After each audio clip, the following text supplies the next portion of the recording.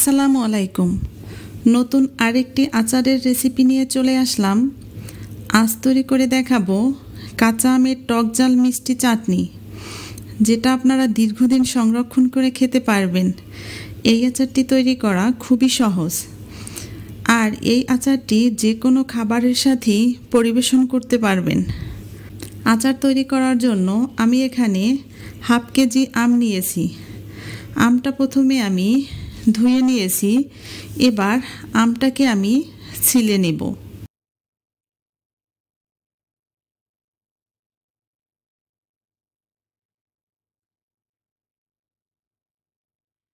আমটা ছেলা আমার হয়ে গেছে।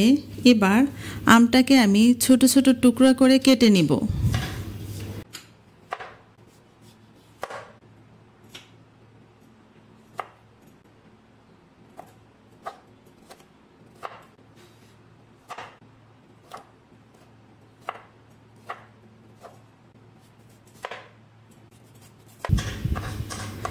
আমটা কাটা আমার হয়ে গেছে।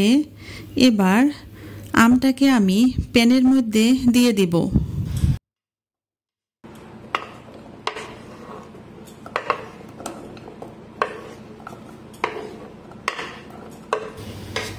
আমটাকে সিদ্ধ করার জন্য এবার দেব 1 কাপ পরিমাণ পানি। যতটা কম পানিতে আমটাকে সিদ্ধ করা যায় ততই ভালো, তাহলে আচারটা বানাতে কম সময় লাগবে। এবার চুলার উপর বসিয়ে ঢাকনা দিয়ে ঢেকে অপেক্ষা করব বলক চলে আসা পর্যন্ত। বলক চলে এসেছে। এবার ঢাকনা খুলে একটু নেড়েচেড়ে দেব আর অপেক্ষা করব আমটা সিদ্ধ হওয়া পর্যন্ত। এ পর্যায়ে চুলার আঁচটা কিন্তু লো আর মিডিয়ামের মাঝামাঝি থাকবে। আমটা আমার সিদ্ধ করা হয়ে গেছে। এবার আমটাকে আমি ভালো করে মিশিয়ে নেব।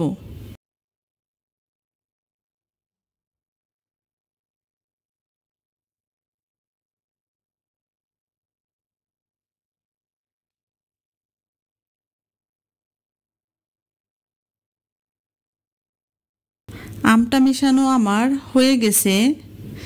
এবার চুলা থেকে নামিয়ে নেব। আচার তৈরি করার জন্য আমি একটি চুলায় প্যান বসিয়ে দিয়েছি। এবার দিয়ে দিব 1/3 কাপ সরিষার তেল।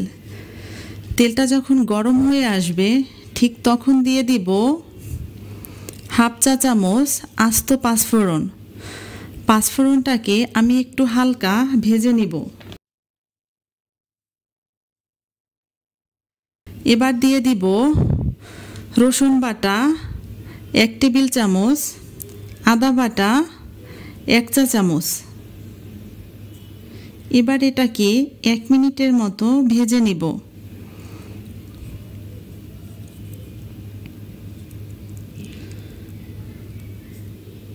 দিয়ে দিব 1 টেবিল চামচ ভিনেগার। এই ভিনেগারটা দিলে আচারটা দীর্ঘদিন পর্যন্ত ভালো থাকবে।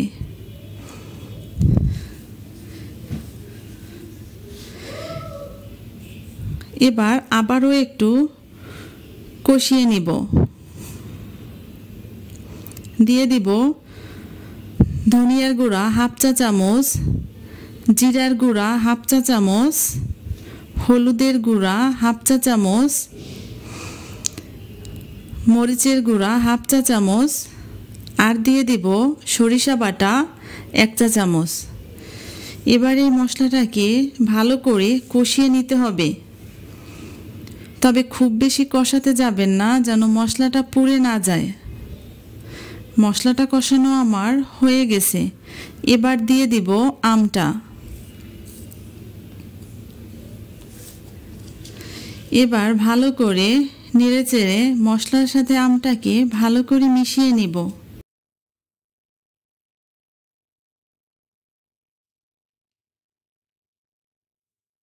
এবার দিয়ে দিব 1 কাপ চিনি, আর দিয়ে দিব হাফ কাপ গুড়। আমি এখানে খেজুরের গুড় দিয়েছি। আপনারা চাইলে কিন্তু এই আচারটি শুধুমাত্র চিনি দিয়েও করতে পারেন, তবে গুড় দিলে সুন্দর একটা কালার আসে, আবার স্বাদটাও কিন্তু চেঞ্জ হয়ে যায়।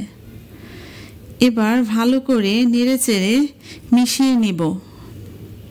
আমি 10 মিনিটের মতো জাল করে নিয়েছি, অনেকটা ঘন হয়ে এসেছে।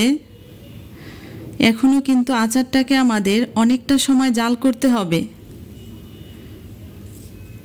এবার দিয়ে দিব শুকনো মরিচ গুঁড়া করা হাফ চা চামচ,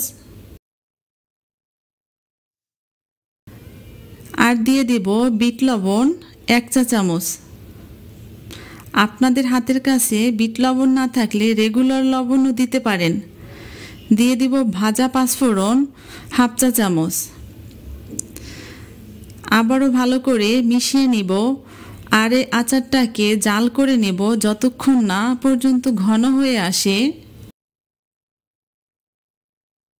আমি আরও 10 মিনিটের মতো জাল করে নিয়েছি। দেখুন আচারটা কিন্তু আমার অনেকটাই ঘন হয়ে এসেছে। আপনারা চাইলে এই পর্যায়ে আচারটা নামিয়ে ফেলতে পারেন, আবার চাইলে এর থেকে আরও একটু ঘন করে নিতে পারেন। তবে আমি আরও একটু ঘন করতে চাচ্ছি।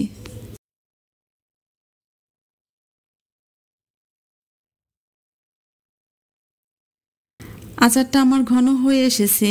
এ পর্যায়ে আচারটাকে আমি নামিয়ে নেব, কারণ এই আচারটা যখন ঠান্ডা হবে তখন আরও অনেকটা ঘন হয়ে আসবে। যখনই আমরা চাটনি বা আচার বানাবো, সঙ্গে সঙ্গে যে কোনো একটি কাচের কিংবা স্টিলের বাটিতে নামিয়ে নিব, তা না হলে আচারের স্বাদটা কিন্তু চেঞ্জ হয়ে যাবে। এই আচারটি তৈরি করা খুবই সহজ, আর এভাবে বানিয়ে দীর্ঘদিন পর্যন্ত সংরক্ষণ করতে পারবেন। রেসিপিটি ভালো লাগলে অবশ্যই একটা লাইক দিবেন, শেয়ার করবেন, আর আমার চ্যানেলটি সাবস্ক্রাইব করে পাশে থাকবেন। দেখা হচ্ছে নতুন কোনো ভিডিওতে। আল্লাহ হাফেজ।